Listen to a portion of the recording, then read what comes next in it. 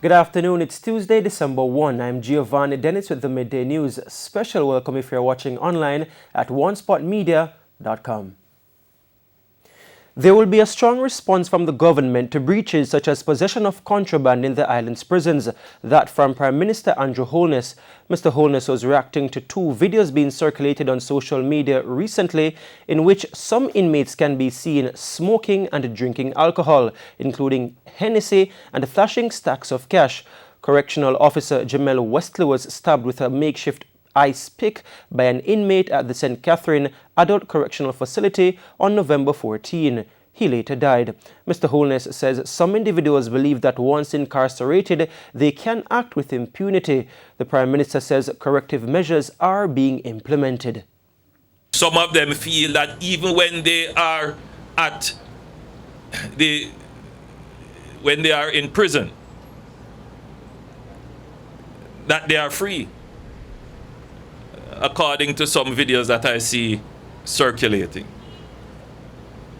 That cannot happen and continue without consequence in our society.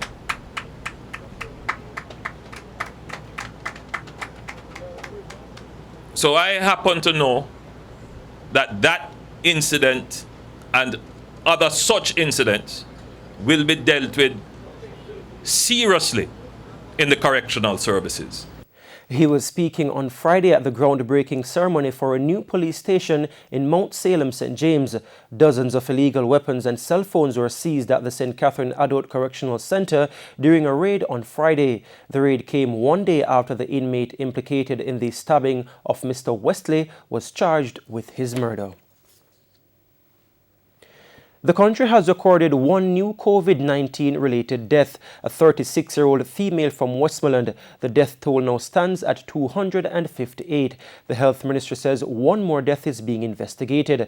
Meanwhile, 47 new COVID-19 cases were recorded in Jamaica on Monday, pushing the total to 10,810. Their ages range from 1 to 89 years. Westmoreland recorded most of the new cases. The Health Ministry says 81 persons are hospitalized with the respiratory illness. 9 are critically ill. In other news, new curfew measures take effect today. Jamaicans will be given an extra hour for activities from December to mid-January. The nightly curfew will be 10 p.m. to 5 a.m. daily. However, the hours will be curtailed for the public holidays. Public movement will only be permitted between 5 a.m. and 7 p.m. on Christmas and Boxing Days. Now, the ban on parties continues with all gatherings and private being restricted to 15 persons. Speaking in the House of Representatives last week, the Prime Minister said the reduction in curfew hours is expected to have a positive impact on commerce, particularly in the quick service industries. The British government is rejecting suggestions that some of the Jamaicans scheduled to be deported tomorrow are part of the Windrush Generation. There have been calls for the cancellation of the December 2 deportation flight. UK Parliamentary Under Secretary of State for the Home Department, Chris Phillip, told the House of Commons yesterday that those scheduled for deportation committed serious crimes. He also responded to MPs who said the Windrush Generation will be affected by the move. It's completely wrong to conflate the people who were victims of terrible injustice in the Windrush cases with these cases who are nothing to do with Windrush, have no Windrush entitlement at all, and who have committed terrible criminal offences. It's also been reported that the Home Office has reached an agreement with the Jamaican government that people who left Jamaica as children will no longer be repatriated. Can he confirm if this is the case? And can he also confirm at what age someone would need to have been determined to be a child? She asked about the age eligibility. Well, the government is fully committed, of course, to discharging its obligations under the 2007 Act, which is to seek to remove anyone of any age who has been sentenced to a custodial term of over 12 months. That has been, that is, and that will remain our policy. That was Chris Philp there, the UK's Under-Secretary of State. Now, Jamaica's High Commissioner to the UK, Seth Ramakan, told Britain's Guardian newspaper that the High Commission made representations to the Home Office and an agreement has been reached not to deport those who arrived in Britain under the age of 12. There was another killing in Haysfield Racecourse, Clarendon yesterday. 32-year-old Anthony Lilly, otherwise called Tommy, was shot while at a shop. Reports are that sometime after 6 o'clock, Mr. Lilly entered the shop when he was approached by a man who opened gunfire at him. Mr. Lilly was the relative of 46-year-old Glassford Green, otherwise called Bibi, who was killed in the community on November 20 under similar circumstances. Mr. Green was shot by men traveling in a car. And it's now time for a break here on the Midday News. Please stay with us. We'll have more stories when we return.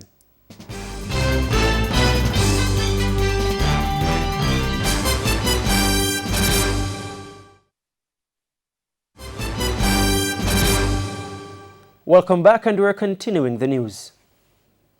At least 36 farmers are ready to boost agriculture in Clarendon, this following their recent graduation from a United Nations Human Security Joint Program. As Prince Moore reports, the farmers are reaping good results so far. Since the COVID-19 pandemic, the country's food security has been significantly impacted. That, coupled with recent rains which battered the island, causing severe damage to farmlands and roads, are reasons to boost agriculture via mitigation. Marina Young is the Principal Director of Technical Services at the Rural Agricultural Development Authority, RADA. Agriculture, undoubtedly, is a backbone of many societies, but especially Jamaica. If we do not have agriculture sector, our nation will be very weak and more vulnerable than it is today. She was speaking at a farmers' field school graduation in Mount Airy, Clarendon on Tuesday morning. 36 farmers graduated from the Human Security Joint Program between the United Nations and the Government of Jamaica.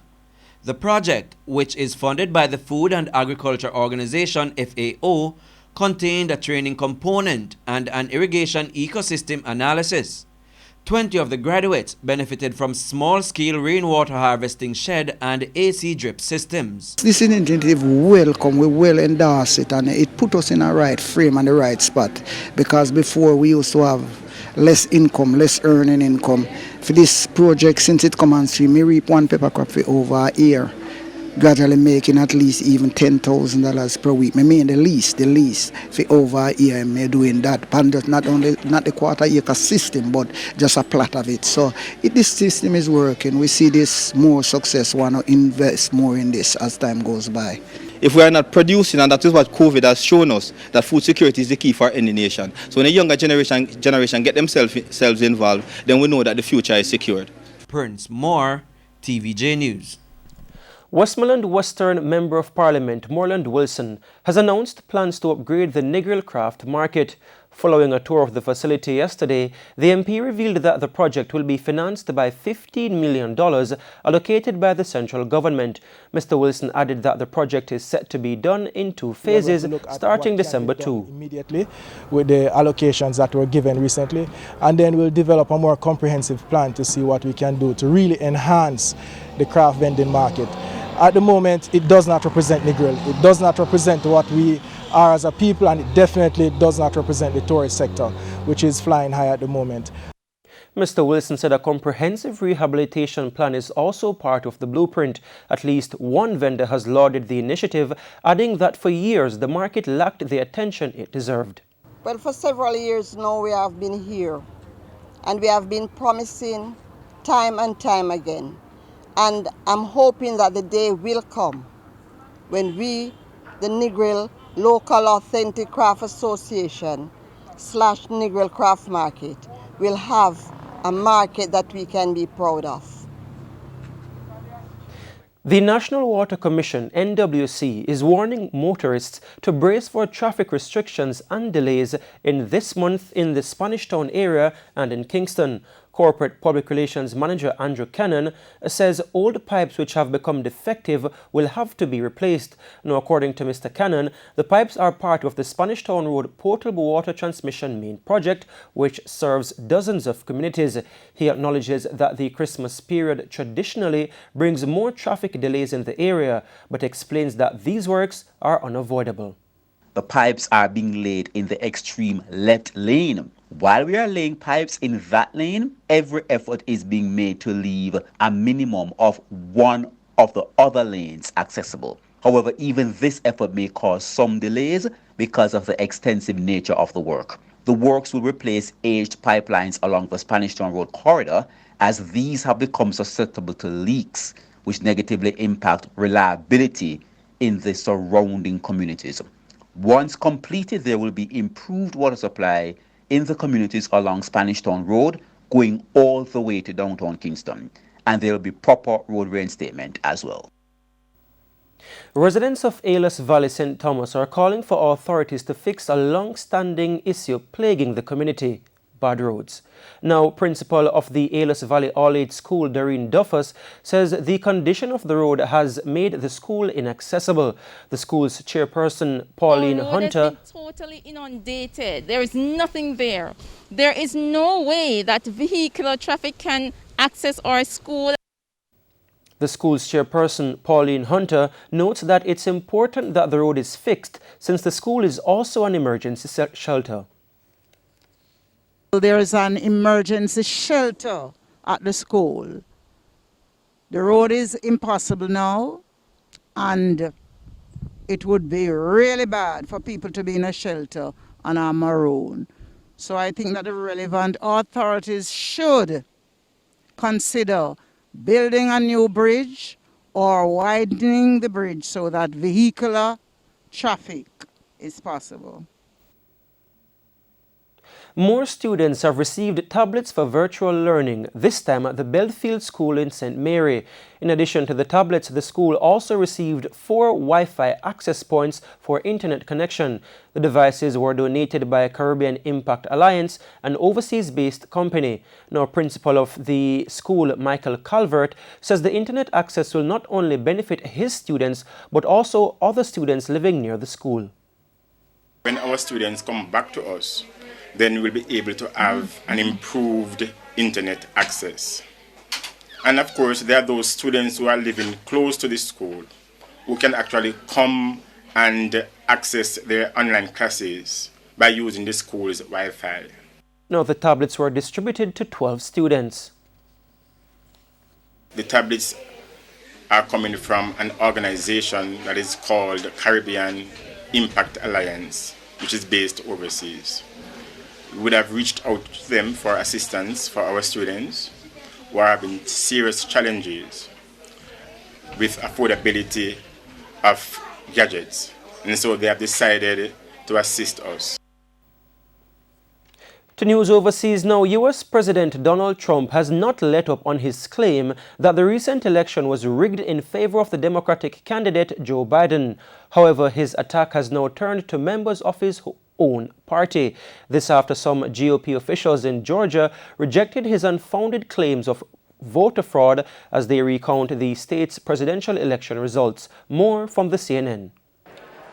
As the votes are recounted in Georgia, this recount will now become the new certified election results. The Republican Secretary of State continues to defend the results. Once this recount is complete, everyone in Georgia will be able to have even more confidence in the results of our elections. That is not stopping President Trump from railing against Governor Brian Kemp, who certified the state's election results, showing Joe Biden as the winner.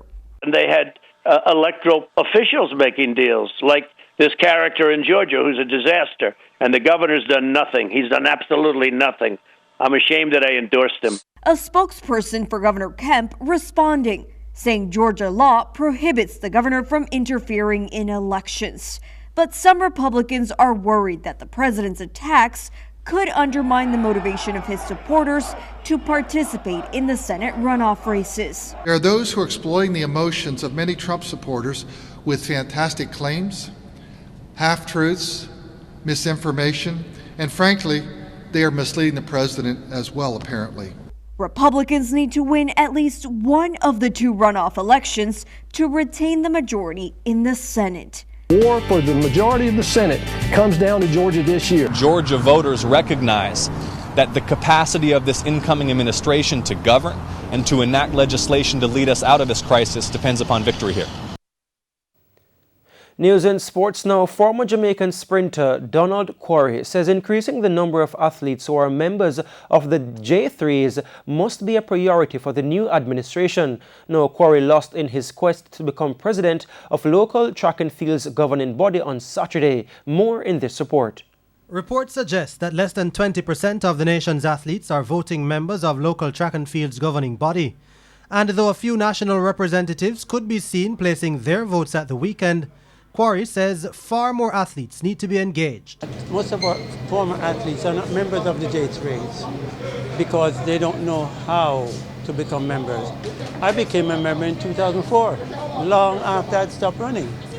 Nevertheless, it's something that we need to do to include them, because why do we have them compete for us? And when it comes to administration, when it comes to decision, they don't play a role. It is former Honorary Secretary Garth Gale who will assume leadership of the J3As following a resounding victory at the National Arena on Saturday. His team includes Leroy Cook, who will serve as Director of Records, having staved off a close challenge from Wayne Long. Cook says during his previous term in the role, the association made tremendous strides in digitizing timekeeping equipment. We have also, over the last 2-3 years, included technology surrounding field events. That's something, measurements of field events. That is one of the things that, has been lagging behind for some time, but, we are now there where we have quite a few trained personnel and we have enough equipment to, cover the meets that we need to.